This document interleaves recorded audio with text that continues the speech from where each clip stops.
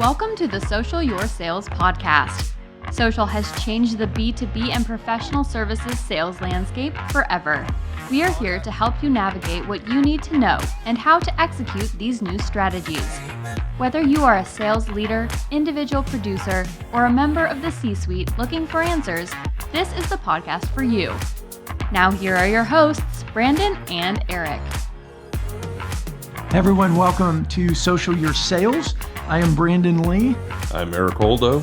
And we are going to talk about our episode today with Mike Blake from Bradyware. And what I liked about it, and the reason I wanted Mike on, is he's with an accounting firm. He's in risk management, two things you would never think about social. And he's embraced social personally, and he shares his experience about how it's helped him, what he gets out of it, how it's benefited his company, and shared just his personal experiences. You know, we talk about social selling all the time, and we talk about sales and B2B salespeople doing this and whatnot.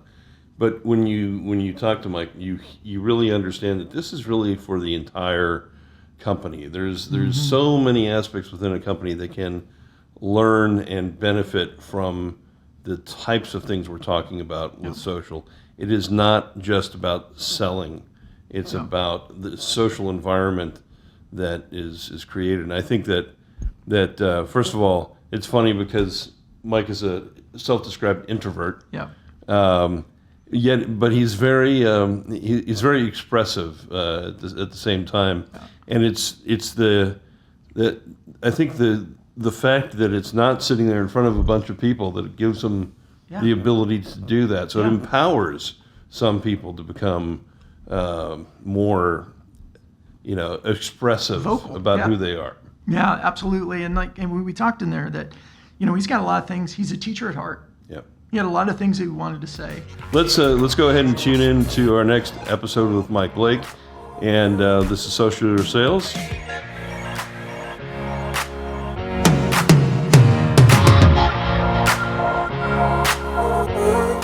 Hey everybody, welcome to Social Your Sales, and I am Brandon Lee, and this is Erik Holdo. And we have a very practical episode today, I think, because we have Mike Blake with us, who is a Director of Valuation Services at Bradyware and Company.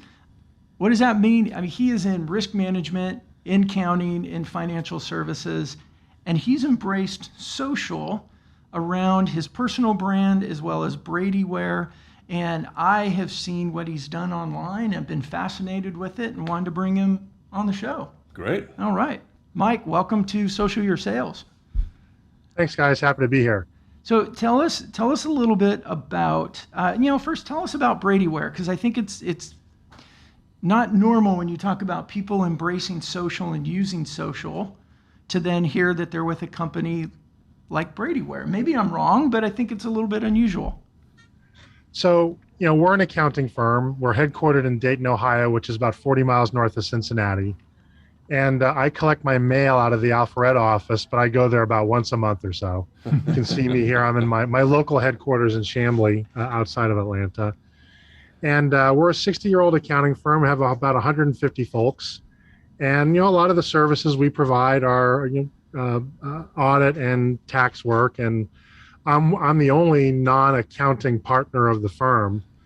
Brandon, as you mentioned, my gig or my bid is business valuation, strategic advisory services, and I'm a recovering venture capitalist and investment banker. I don't even do my own taxes. So don't ask me anything accounting, because if I give you any answer, it's automatically malpractice. Nice. I appreciate that. Well, here's where I would like to start. Would you tell us a little bit about I think we start with why you do what you do in social media, and then we'll get to what exactly you're doing. That sound good? Yeah, sure. So I guess at the end of the day, I like to teach, and I like to inform. I won't go so far as my 10th grade teacher in social studies, who would say he's an ignorance fighter. I'm not going to quite go there. But, I do think that there's I do think there's an opportunity to share knowledge with people, and do so in a way that is respectful and is informative. And I think there's frankly a lack of that in our society today. Everything's got an agenda. Everything's got somebody kind of wants you to do something, buy something, or sell something, do something, vote some way, donate to something. And I just think that there's room out there for somebody just saying, look, I'm just putting it out there. It'd be fun to have a real kind of grown-up conversation. And if you like grown-up conversations, join it. And if you don't like grown-up conversations, then go to the many other places you can have non-grown-up conversations. That's pretty good. That's really good. So how has that benefited? Like, I get it. I love that you like to teach. And my favorite is he posts a Far Side every week, which I haven't seen a good Far Side in a long time. And I can always count on Mike putting one in front of me. And before we're done, you're going to have to tell us what your favorite Far Side is. But how has that evolved for you, and how is social, benefiting you and Bradyware? Whether it benefits Bradyware, I'm not sure, because I'm only one person out of 160. We have 2 or 3 other people that I think are timidly embracing social media, but there's a lot of fear around social media, mm-hmm. right? And Brandon, I think you're right when you said, or at least I agree with you. Either we're both right or we're both wrong, but I agree with you. Accounting doesn't love social media because it's risky. Mm-hmm. Right. Every time you put something out there, every time you take a view, take a position, there's a risk that you're going to hurt somebody's feelings, you're going to get somebody angry with you, or frankly, you're going to screw something up, which I have. And for many people, the safer position is simply, you know what, I'm just not going to take that risk. Right. So I think it can help Bradyware, but to be candid, the firm has not embraced social media en masse enough to have it either help or hurt, except for the fact that it has helped my practice immensely. I've been fortunate that I have been, I moved from a quant jock, numbers geek job, I'm going to say about 15, 16, no, actually longer, almost 20 years ago. And I realized that there was only so far I was going to be able to go in crunching numbers, because I'm not that great at it. I'm good at it, but there are a lot of people who are better at it than I am. So I just started building relationships.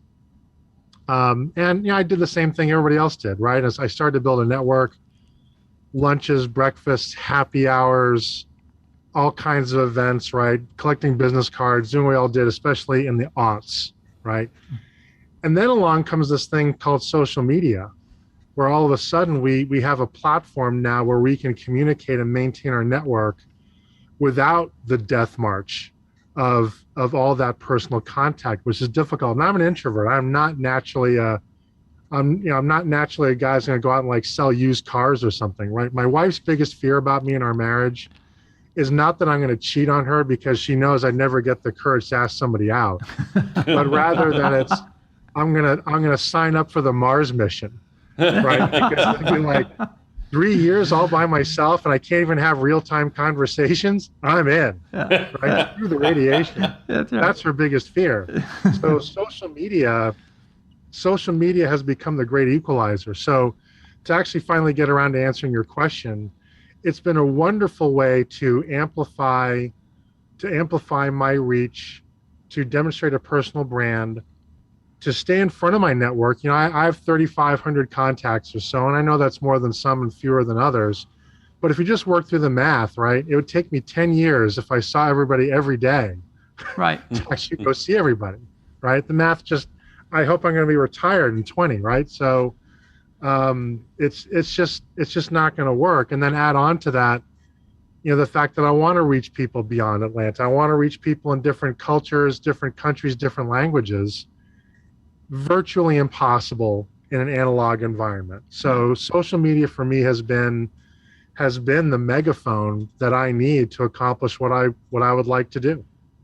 Yeah, you said a lot there. Go ahead. I love it. What kind of content do you if you look at the mix of what you put out there, what sort of content do So I started with podcasts. So years ago, a guy named Scott Burkett and I launched the Startup Lounge podcast. And it actually did pretty well. I think if we'd stuck with it, we actually would have been full-time podcasters.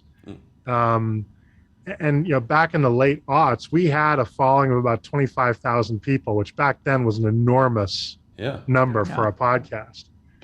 And that sort of started the road to social media, because we were getting email from people abroad who wanted to learn more about entrepreneurship, and were learning about Atlanta. There were times when people would recognize our voices and stop and ask to talk to us and ask for an autograph. I kid you not. Wow. And then we got to 42 episodes, and we didn't have the infrastructure that you and I both have for our respective shows, right? Right. Scott was doing all the editing. He basically got burned out, so it ended at 42 shows. But that gave me the taste of social media. Since then, I now have another podcast called Decision Vision, and that's a weekly podcast. We're going to publish episode number 136 on Thursday, and that's done well. Thank you. And just goes to show you, anything goes in the internet, right? On LinkedIn, Facebook, Twitter, and Instagram, I do 3 posts a day. One thing I do every day is a chart of the day. Every weekday I do a chart of the day. So I find a chart, do a little bit of descriptor with it, throw it up there. At the end of the day, I'll do humor of the week, which right now the thing du jour is Far Side, but it could be something else. Or it'll be a track of the week, because I really like classic rock music. So I'll throw a track of the week up there for Friday, so people can kind of relax early. Or it'll be something that I think is an interesting quote of the day. And I have the editorial calendar. Monday is inspirational, 2 days leadership, Wednesday is wisdom. And then I do a noontime post, which is still a work in progress. I'm trying to figure out what works there. Sometimes it's a decision of the day. I've had good success with doing a mind map of the day, where I just open a piece of mind mapping software, throw some thoughts out there, because I don't think in a linear way. So outlines and flow charts I do very badly with. I've been working on infographic of the day, and those are giving me virtual crickets. So I'm still kind of working on that. Yeah. That's quite an assortment, though. Yeah. Well, and I want to go back, because this is the second time in our podcast recording that we've heard a guest say they were an introvert. Yeah. And I think there's a lot there, that this is a great platform for introverts, because you have a lot to say. And in an analog world, a lot of times introverts will pull back and not say it. And now you have a platform where you can say what you want to share, and you're a teacher at heart. I'm curious what you guys think about that. I keep hearing that as a recurring theme, I think. Well, there's a saying about accountants, right? The extroverted one is the one who looks at your shoes when they're talking to you. So it's sort of something that's endemic to our profession. We tend to be introverted, bookish, but I'm definitely not an extrovert by design. So being able to carefully assemble my thoughts, not necessarily in real time. And here's the big thing: I hate and am not very good at small talk. Like starting a superficial conversation, I just dread it, right? But on the other hand, somebody that you just meet in the cocktail line at a Technology Association of Georgia meeting saying, hey, by the way, what do you think of the Supreme Court decision on abortion, right? That's a little off-putting, right? So you really can't go there right away. away. So what social media does, it instead of trying to go out and find other people, it hangs out a shingle and invites other people in. And people say, you know what, I kind of like what this dude's selling, so I'm going to come in and sort of poke around, hang around, ask a question, make a comment. And people found, look, if I screw up, and sometimes I do, I'll misread a graph, or I'll misspell something or whatever, or just out and out get a fact wrong, I won't delete my comment, and I won't delete somebody else's comment. Right. And I think that helps people feel like and this is something that the internet badly needs. People have a safe space on my virtual homestead. All right. You know what? I've got a question for you. When somebody corrects you, like on a chart, are they total trolls about it? I mean, I've seen some very polite disagreements with gee, you might want to look at this, or this is the way I read this. And then I've seen people that are just trying to eviscerate the person. Have you experienced both? How's the civility when you're inviting those people into your brand? I've experienced both, and I've seen people do it to each other in conversations on my posts. Yeah. And only in 2 cases have I ever actually intervened in that and really sort of dropped a nuclear bomb on it, where I did either delete the entire thread or I just blocked somebody because they were just getting personal and vulgar. And that's not what I want associated with my personal brand, right?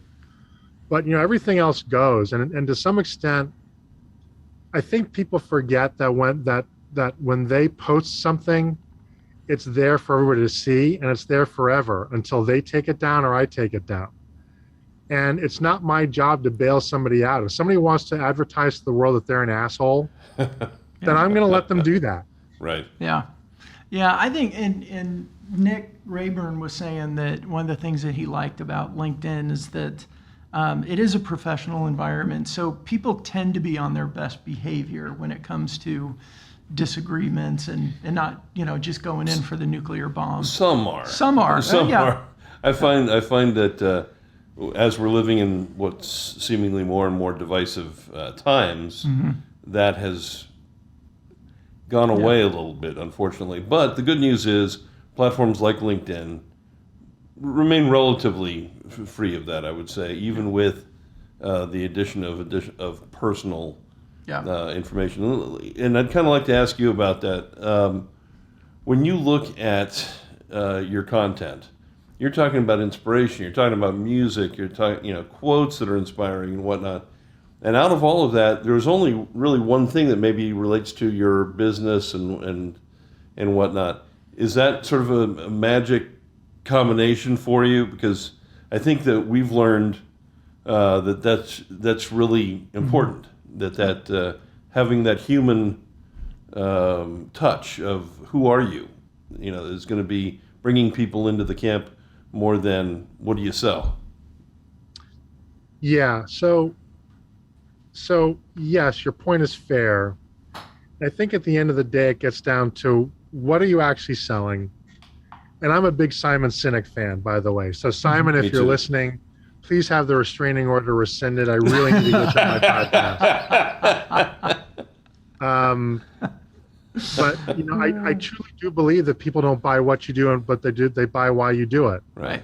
And so therefore, if I truly believe that, which I do, then posting things that are related to my services are irrelevant. Right. Amen. In fact, they interfere with the message. Wait. Can you repeat that again louder? Because I like it when it's not me saying it. Yeah, well, like you've probably said it many times, but the least effective social media posts, I think, are ones that are advertisements and ones that are basically Facebook transplants. Yep. Right. Yeah. Look at me. Here's what I'm doing. Congratulate me, etc. Right. I spend time. I carve out time to engage with other people. It's not just a one-way street. Right. Right. I do want to see what other people are thinking about and saying. But if all you're doing is saying, "Look at me," or look at my company. Here's our offering, or here's an event that we're doing. How am I supposed to engage with that? Right. Right. I don't want to engage with. I don't want to seem like I'm endorsing something of which I'm completely ignorant. Right. So it's again, I'm on social media. We'll get around to people buying something from me at some point, but we're never even going to have that conversation unless they believe what I believe. And what I believe is that people in organizations who are better decision makers over time are much more likely to achieve their full potential. And better decision making is empowered by fact as opposed to guessing. And if you believe those things, come on board, you're probably going to like it here. And if you don't believe those things, that's fine. There's plenty of other places that you can go. But you're probably wasting your time. Yeah. It's like telling my 10-year-old when I'd say, go, tell your mom the dinner's ready. And she goes, "Mom, dinner's ready." It's like, I can yell. anybody can guess. You don't need to pay me to guess, right? So that's the method behind the madness. It's not about the what, it's about the why. Yeah, I think that's so good, and we can hear Simon in there with you with the why. I can also hear the quant in them. Yeah, exactly. Yeah, exactly, absolutely, and that's part of it. Like the quant in you, it's the way that you think, it's who you are, and as I say, your people are going to find you, and you're going to find your people, and it reminds me of. I spoke in an event one time, and this guy came up to me afterwards, and we were talking about social, and this was, I don't know, 4 years ago. And he said, I'd like to follow up with you. And I said, okay, great. And he went to give me a card. And he goes, oh, wait, not that one. Let me give you this one. And I go, what do you have going on here? And he goes, well, this is my business card. He goes, but this is my passion. I go, what's your passion? And he showed it to me. And I go, oh, dog rescue. And he goes, yeah. He's like, and then he goes on about it. And I said, and I took the two cards and I said, do any of these people like dogs? Because I don't understand why you're compartmentalizing those and not bringing the fullness of who you are to the table. And what I said was, your people are going to find you. And your people, I think he was a real estate agent or commercial real estate or something. Your people are going to find you. And that's part of what's going to make them drawn to you. Because it's not what you do, it's who you are and then what you do. And I think that this is something that you have embraced quite well, but it's difficult for a lot of people to make that transition because professional life was professional life, right? Yeah. You never showed a weakness. You never showed a crack in the armor. Yeah. Any sort of humanizing that was done was strictly intentional and for the purpose of building that quote-unquote relationship, right? Which it's really funny because, again, having been in enterprise sales for a long time, all the reps that have come to me saying, oh, yeah, we've got this deal. I play golf with his, with him, and our kids go to school together, and we hang out with each other on vacations, and then they don't get the deal. Mm-hmm. And they don't get the deal not because the person didn't know who they were. It's probably because they did know who they were, but that they see, I think that they see two sides to people as well, because it can be just as risky to let somebody in if you're not consistent in your professional life. Yeah, that's fair. If you're somebody totally different in that professional life, but I know who you really are, I'm not going to want to engage with you. We're getting into like family dynamics there. Right. So if you can be consistent, and if you're sharing across the board, it makes it a lot easier. Social Your Sales. We'll be right back.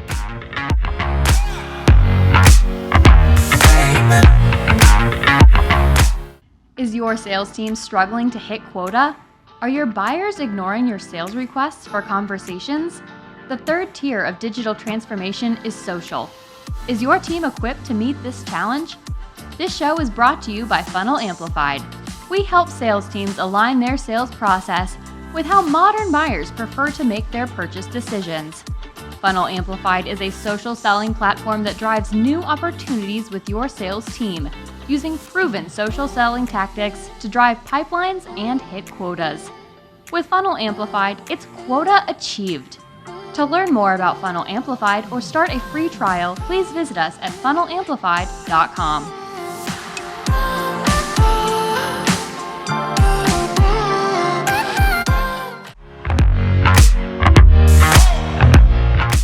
Nobody wants to.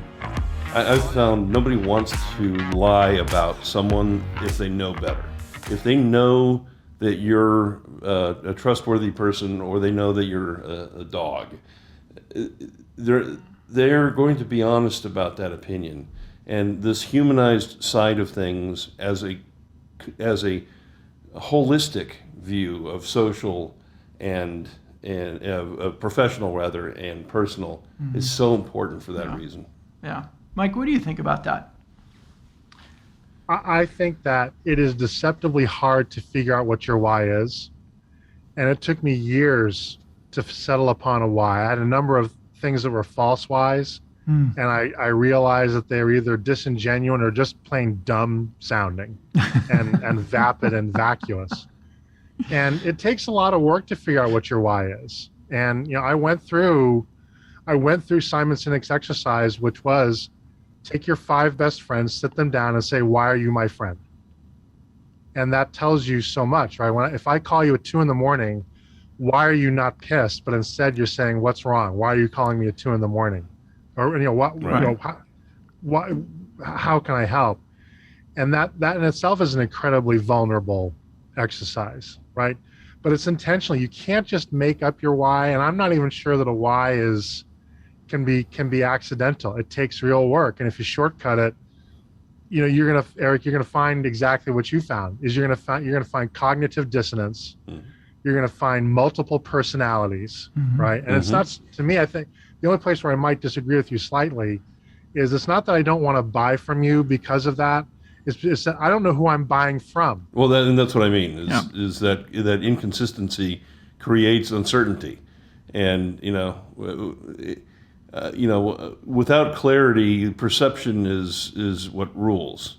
And if the perception is that you're inconsistent with who you are, then that's how I'm going to perceive how doing business with you is going to be. That's really good. Man, this trio could go really deep really quick. I hope our listeners are like, where are these guys going today?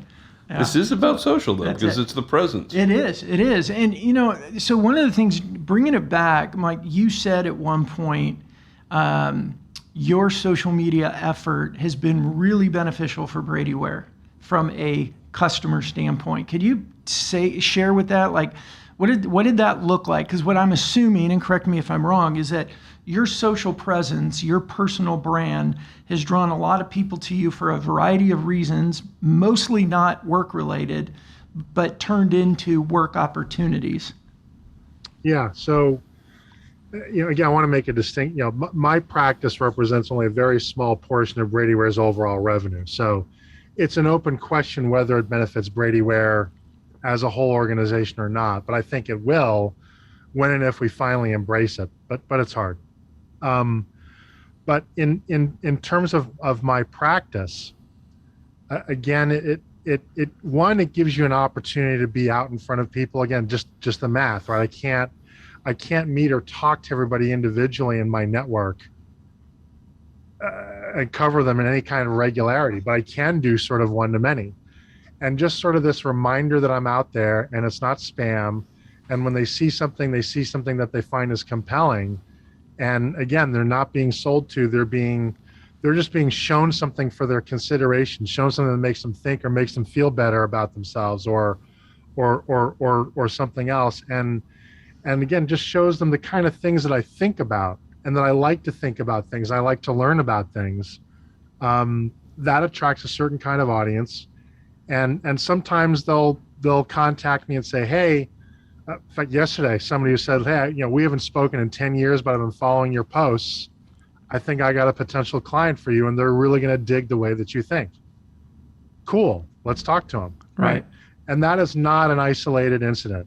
Again, it's just that way of keeping in front of people in a mindset of providing a service. And to be fair, look, my inner narcissist does get fed. I do receive enough positive feedback. People say, look, I love these charts today. I look forward to them. Please don't ever stop, that kind of thing. Or the private notes that I get, or I see somebody say, hey, look, I see your chart of the day. That's really cool. Still wish you'd do something intelligent with your noon post. I'm like, yeah, I'm working on it. Love your podcast. I was going to say, what is getting invited to be a guest on a podcast do for that inner narcissist? Did that help? Absolutely. Good. We'll have to invite you on sometime.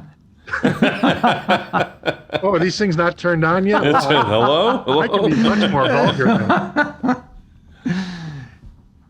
I think I interrupted you. I'm sorry, Mike. I might have finished my thought, but again, at the end, where it's helped, it keeps me in front of people. It shows people again what I'm about and how I think about things. They're not being sold to, and I really just put it out there like a buffet. People can come as often as they want or as seldom as they want. They can engage directly. They can not engage directly. And that's okay. And it's never about am I going to make a sale today or generate a lead today? but it's rather just about, over time playing the long game. The brand, the reputation does accumulate value as an asset. Right. But you do have to have the mindset of playing the long game. If your mindset is, I'm going to switch from dialing to dollars to social media because I can't go out to networking events anymore because there's a lethal virus out there, right? It's not going to be as effective. That's not what it's designed to do. And the other thing, if they don't have a why, like you're talking about, and a focus, then what that translates to, and we just saw a lot of this over the last, 18, 20 months, is it went from dialing for dollars and sending out emails for dollars to spraying messages in LinkedIn Messenger. They were the exact same message, they're just now in LinkedIn Message, and their social posts are all about their brochure. And then they come to the conclusion of going, social doesn't work, make more phone calls, send more emails. So I think I get 30 messages a day, I would say, from people that are, their first initial contact with me is, here's what I do and here's what I sell. Their second contact with me, which is surprisingly regular, on a regular basis, is, well, you still didn't respond to me the first time, so I'm going to give you an opportunity to respond the second time. Then the third email is, well, do I need to talk to somebody else, or call my mom. What, you're ignoring me, and it's like, I'm going to go tell mom that you're not paying attention. It's almost punitive in what they do. And I'm like, when are these people going to realize that that's never going to work? Right. Can I ask you a question? Yeah, of course. Why don't you block them? I get one of those. They're blocked, man. They're out. I have too much fun responding to them. No, I write soliloquies back to them and talk about their lack of understanding anything about my business, and really they need to think about entering a new line, if this is even a person, by the way, or it's just a bot. So I got one today actually that said that.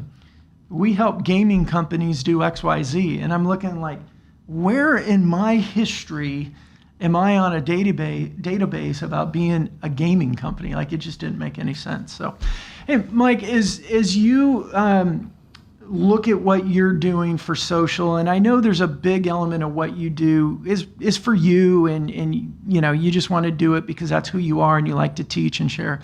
But what would you say to other people that are looking on the sidelines at social as the long game to help grow their business or build their personal brand? Like, what's your advice to them? I would say that if social media feels like a chore to you, you're doing it wrong. No, that's good. Right. The opportunity to post something that you think is interesting, profound, inspirational, and share it with others, and give others the opportunity to engage. To me, that's an opportunity for joy, right? To know that I've actually helped somebody that day. And I know, I've deleted a lot of posts where I've said, God, why the F am I doing this, right? and the answer is because the post stinks. That's why, because nobody's going to like. I don't even like it. So nobody else. Right. So if you find that it's just a slog, it's like, it's time for me to do social media again. It's probably because you're doing it wrong and you're doing it for the wrong reason. Yeah. That's really good. It's good. That's a good way to sum it up. Yeah, that was a great way to sum it up. Hey, Mike, somebody's listening to this, they like the way you think, they wanna be part of your community and be one of your people. How do they find you? So I'm not hard to find. So you can go on any podcast publisher and find the podcast Decision Vision. And you can find me on social media. I'm just myself on LinkedIn. I'm at Unblakeable on Twitter, Facebook, Clubhouse, and Instagram. There you go. And Decision Vision, I heard there's one really exceptional guest in that mix-up, I've heard. Really? Yeah. Oh yeah. I'm not trying to feed my narcissism by any chance, am I? No, that was it really is actually emblematic of why I enjoy doing the podcast, and they are work for sure, but why I love social media, because you came on as a guest and you talked about the decision, should I forgive? And as I was telling you before the show, that podcast actually circulated with my partners because we had to debate if we were going to seize upon an opportunity to forgive a wayward employee or not. And there was heated debate around that. And your discussion, your disclosure around that was instrumental. And that conversation did not go the direction that I wanted to, not the direction that I expected it to, which made it even better because we were off script after question 2. And then the rest of it was just you and I having a conversation, basically, which could have gone on for a lot longer. And a lot of it, I'm very fortunate. A lot of people come on the show want to come on and have a real conversation, not small talk, not an infomercial. Mm-hmm. I had a dear friend of mine of 18 years come on the show and disclose to me for the first time that 3 years prior that she'd become an alcoholic. And I did not know that. Dear friend, and other people saying the same thing, a person who is of Muslim extraction, and we were talking about, cross-cultural training and so forth, and we're talking about religion in the work, or talking about aligning your business with a faith, right? Mm-hmm. And then we went into what it was like for her being a prominent member of the Islamic community in the wake of the September 11th attack down here in Atlanta, right? And how the Baptist community reached out to her and her community to embrace them.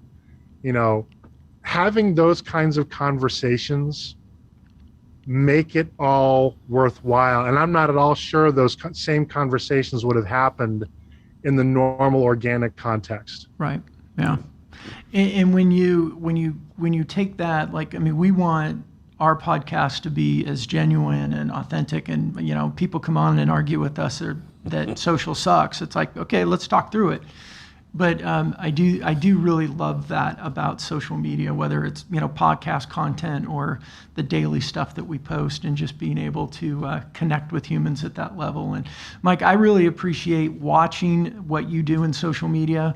I appreciate hearing the why of what you're doing, and knowing that what I want our listeners and YouTube viewers to know, it's like, when you're authentic and vulnerable, I like what Nick said, being vulnerable and true to who you are and consistent, as you said, your community finds you, and then that community refers people to you. They do business with you. All the business stuff starts to take place. But if you do it for, I'm going to go find a lead today, I'm going to go make a sale, it's going to fall apart. Yep. Yeah, it's going to fall apart. Well, Mike, thank you so much. Our wrap up went a little bit longer than expected. Thank you so much for being with us today and joining us on Social Your Sales. Well, thank you for the invitation, guys. You guys have forgotten more about this stuff in the last half hour than I know on social selling. So the fact that you think that I have something interesting to contribute is an immense compliment, and I do appreciate. See, more narcissism on the internet. Narcissism right there. Yeah, I think you know a lot more about it than you realize. So. Thanks a lot, Mike. Thank you for listening to the Social Your Sales podcast. If you enjoyed this show, please share it with your friends. Social is meant to be social, and sharing is a great way for us to meet you and get to know you. Click on share and tag us at FunnelAmplified, or just use #SocialYourSales.